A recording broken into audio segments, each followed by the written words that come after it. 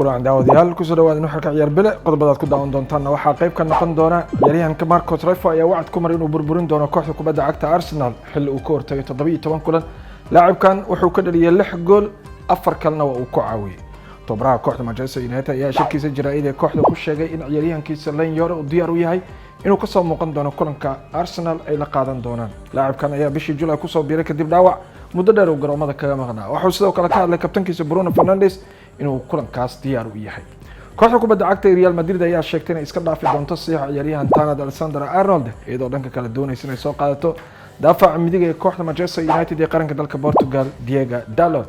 ugu dambeyntiina kooxda Paris ST Germany ayaa wakiiladeeda u dirsanaysa magaalada Liverpool si ay ula haajato ama si ay wada xajood ula yeelato ciyaaryahanka Mohamed Salah kaas oo diyaar u ah inuu qaato